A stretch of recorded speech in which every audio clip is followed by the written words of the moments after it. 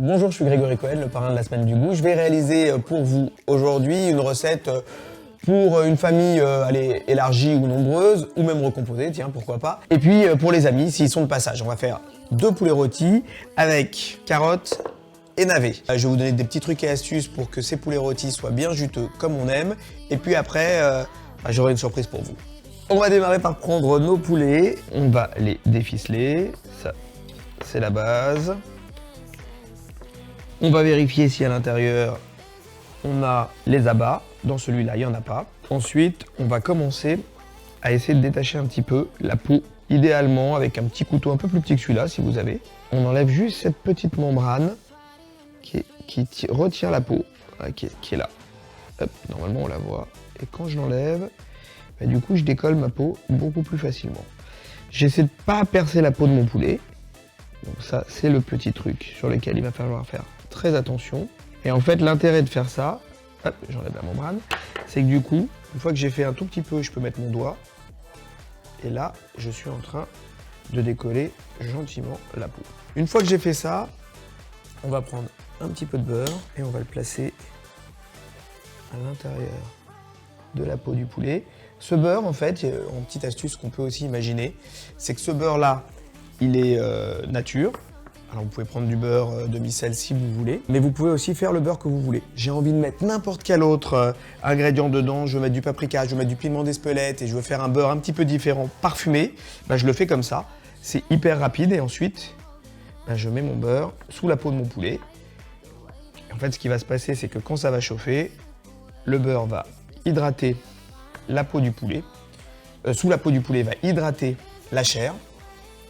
Et va permettre en même temps de laisser cette peau hyper croustillante. Ici, j'ai rien à faire, j'ai pratiquement pas de viande. Et surtout ici, j'ai des grosses parties qui sont des parties de gras. Donc du coup, ces parties-là, elles vont lâcher et elles vont permettre d'hydrater quoi qu'il arrive le poulet. Ensuite, j'ai l'intérieur. Cet intérieur de poulet, on va l'utiliser un petit peu, c'est une cavité. Donc on peut l'utiliser comme une cuisson où la graisse du poulet va tomber à l'intérieur. Et en fait, ça va être comme une cuisson un peu vapeur, c'est-à-dire tout ce qu'on va mettre dedans va cuire dans cette cavité-là. Donc, quand on va faire nos légumes, on va les mettre à l'intérieur. La chair, la graisse du poulet et l'humidité va faire cuire ces légumes de manière beaucoup plus sympa. On le poivre, on le sale et on le met de côté pour l'instant. On fait la même chose avec le deuxième poulet. Et voilà, notre deuxième poulet est prêt. Ils sont côte-côte tous les deux. Mais avant d'attaquer les légumes, on va préchauffer le four à aller à 180 degrés. Et pendant ce temps-là, on a nos carottes. Alors, ce sont des carottes qui sont non traitées. C'est assez important parce que nous, en fait, on va récupérer la peau aussi des carottes pour une deuxième recette tout à l'heure, vous allez voir. Et donc, on va les peler, classique.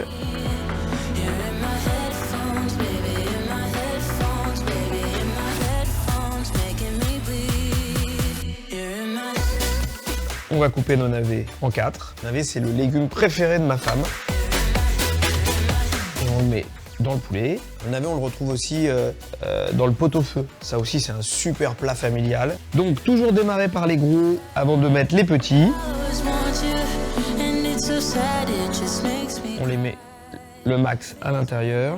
On fait attention toujours aussi au maximum à la qualité. On va prendre de l'appellation d'origine contrôlée, parce que ça va être un gage produit. Là, on est sur des poulets avec un label qui s'appelle Bleu Blanc Cœur, qui veut dire qu'en fait, ces poulets ont été élevés, 1, en plein air, 2, nourris avec une alimentation qui est hyper saine et équilibrée. Obligatoirement, ce qu'on mange doit être bon et sain, parce que si on mange quelque chose de pas bon, de sain, de trop transformé et de spécial, évidemment, on va pas réussir à le digérer correctement.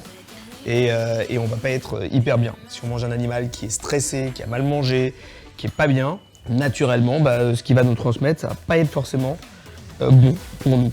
Donc vraiment, faites l'effort, faites attention et privilégiez des labels qui sont des bons labels.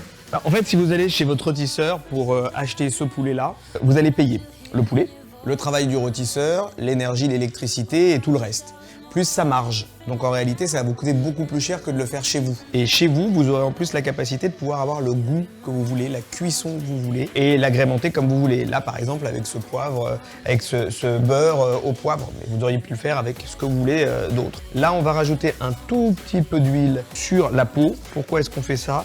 c'est parce que l'huile sur la peau, et donc on la masse un petit peu, ça va nous permettre d'avoir une peau croustillante. Donc fondante à l'intérieur avec le beurre, croustillante à l'extérieur. Nos deux petits bébés vont partir pour se faire dorer dans le four, pas au soleil, pour aller à peu près 40 minutes. Allez, c'est parti pour une quarantaine de minutes. On vérifie de toute façon à chaque fois la cuisson, d'un four à un autre, ça peut être différent. Allez, c'est parti, ils ont une belle couleur, on va les sortir du four. Voilà, magnifique. Et là, on a un super beau poulet rôti. Couper son poulet rôti, assez simple. Alors, il y a les enfants qui vont dire, moi, je veux le pilon. Le pilon, en fait, on va pas le forcer. On le met juste sur l'angle et on a notre premier pilon. Il y a ceux qui vont dire, bah non, moi, je veux du blanc. Dans ce cas-là, on vient ici, on coupe un premier morceau, on va le descendre et ensuite on va venir le récupérer exactement ici. Et on va avoir un très beau morceau de blanc qui va être là. On va récupérer un petit peu de légumes. Donc on voit, elles sont vraiment fondantes. Ça, c'est chouette. Pas colorées puisqu'elles sont à l'intérieur du poulet. Je vais mettre un autre navet encore. Je vais récupérer un peu de jus de cuisson de mon poulet pour napper le tout. Allez, généralement, les chefs, on aime bien mettre un petit peu de verre partout. On va se mettre un tout petit peu de verre ici pour donner une petite couleur printanière. Le coup de poivre qui va bien, le sel, et on a un super plat de poulet avec ses légumes cuits dans son coffre. Alors c'est pas terminé parce que il me reste du poulet. J'ai vu les choses un peu grandes, j'ai des amis qui sont pas venus. Il me reste un demi-poulet, un peu plus qu'un demi-poulet que j'ai chez moi. Ok, qu'est-ce que je vais pouvoir faire avec ce demi-poulet, sachant que, évidemment, on va partir du principe que ce demi-poulet, on l'a pas mangé la veille, il est froid, on l'a récupéré, du coup, ben, il a séché un petit peu, évidemment, parce que le poulet, ça sèche énormément, c'est ça un petit peu l'inconvénient du poulet. Et ben, je vais donner deux petites recettes rapides pour transformer ce poulet en faire un truc super génial. On se retrouve tout de suite dans les découpages. On y va sur une deuxième recette avec le reste de notre poulet rôti. Donc on a un poulet rôti, la moitié du poulet rôti qui nous reste. Alors ça, c'est super à faire avec les enfants parce qu'ils adorent mettre les mains dans un peu n'importe quoi. On va décortiquer notre poulet le plus possible pour récupérer uniquement la chair. Alors la peau, non, mais la chair, oui. Et on va conserver les os. Je vais vous apprendre après à faire un petit bouillon de volaille, juste avec les os pour les récupérer. Donc voilà, je récupère un os, ma peau, je la mets de côté. Et j'y vais vraiment avec les doigts. Alors ça se décolle vachement plus facilement sur le reste, c'est-à-dire que sur le blanc.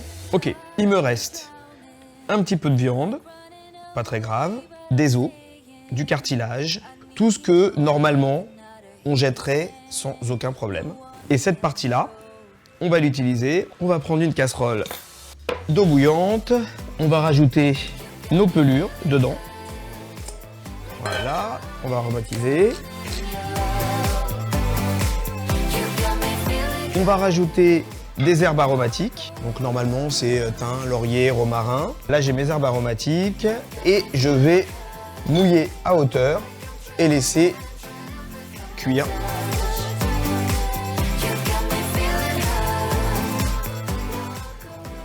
Déjà ça sent bon. Ensuite on va attaquer nos oignons.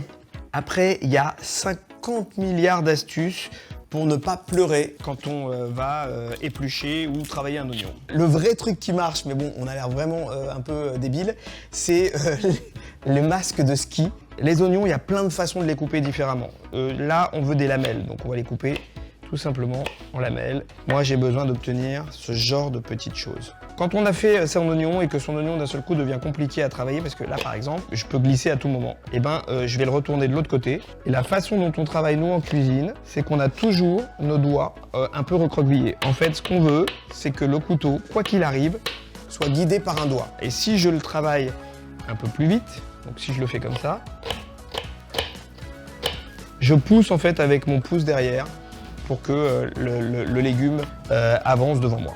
Voilà, donc mes oignons sont coupés, mon oignon est coupé, mon demi-oignon est coupé. Si on aime vraiment les oignons, bah on en fait un entier. Je le mets dans ma poêle et ensuite je vais mettre ma poêle sur chaud. Ce qui va se passer, c'est que mes oignons vont d'abord suer, ils vont lâcher un petit peu d'eau. Ensuite, ils vont devenir translucides et ensuite, ils vont se caraméliser. On va les poivrer dès le départ.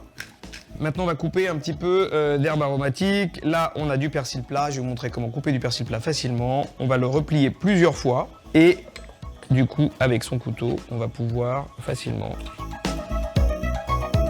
Voilà, si on veut, on redécoupe.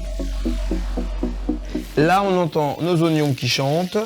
On veut pas qu'ils se colorent là maintenant. On veut juste qu'ils fondent, tranquille. Ok, on va déglacer avec l'eau. Et comme on veut les caraméliser, on va rajouter tout de suite un petit peu de miel. Pas trop. En parallèle, on va faire bouillir de l'eau, soit avec une casserole, soit alors si vous avez une théière électrique. Plaque, vous la mettez en marche, ça va très vite, ça bout beaucoup plus vite. Ensuite, vous mettez votre casserole sur votre plaque et vous versez votre eau bouillie et elle est instantanément en ébullition. Si vous n'avez pas de miel, vous utilisez du sucre, ça fonctionnera de la même façon. La cassonade, c'est encore mieux. Il faut commencer à mettre une partie des pois chiches dedans, tiens. Donc on a vraiment un mélange. Là, on est quand l'Orient rencontre l'Asie avec les pois chiches, les raisins, les oignons et après, avec ces petites nouilles, on va rajouter dedans une petite touche de saveur supplémentaire, c'est de l'huile de sésame. Alors là, il ne faut vraiment pas en mettre beaucoup. Alors l'huile de sésame, elle donne vraiment un goût de sésame torréfié qui est super intéressant parce que d'un seul coup, ça amène complètement dans un mélange asiatico-oriental. C'est exactement ce qu'on veut pour ce plat. Et donc, c'est l'huile qui va nous donner l'arôme qui nous manque pour compléter ce plat. Là, on la sent, c'est absolument incroyable. Cette huile, il faut faire très attention avec et l'utiliser avec vraiment parcimonie parce que si on en met trop, on perd complètement notre plat. Voilà, là on pousse en cuisson et on veut un marquage. Ça veut dire qu'on veut qu'il y ait une coloration un peu plus forte. Jusqu'à présent, on déglaçait toujours et du coup on voulait quelque chose de fondant et de translucide. Là maintenant, on veut que ça marque un peu. Ok, maintenant on va mettre notre poulet. Alors, quand même se rendre compte qu'avec un demi-poulet, on a quand même énormément de viande encore. Notre problématique là, c'est que notre demi-poulet, il est un peu plus sec que la veille, naturellement. Et c'est là que notre bouillon devient magique. Alors aussi, tiens, le bouillon, il a changé de couleur, c'est plus de l'eau. Tout a fonctionné par transfert. Là, l'idée, c'est vraiment de réhydrater son poulet. Donc, c'est exactement ce qu'on fait. Et là, on se rend même compte qu'on n'a presque pas besoin de le remuer. Tout simplement parce qu'en fait, tout ça, c'est la vapeur qui est en train d'arriver. Et la vapeur, elle réhydrate hyper gentiment le poulet. Allez, nos nouilles sont prêtes. Tout petit peu rajouter le bouillon dedans. Et on va les réintégrer avec notre poulet. Là, on va rajouter notre sauce soja. Alors, c'est de la sauce soja qui n'est pas la sauce soja la plus salée. C'est celle qui est avec le bouchon vert qu'il faut que vous achetiez. Sauce soja salée, elle a quand même 25% de sel, ce qui est énorme. Et voilà, c'est prêt. On va démarrer par nos nouilles. Voilà, et ici on va remettre une bonne dose. Et on a terminé nos petites nouilles sautées au poulet et le poivre. Et là, on a largement de quoi en faire pour tous les potes et toute la famille. Il nous en reste.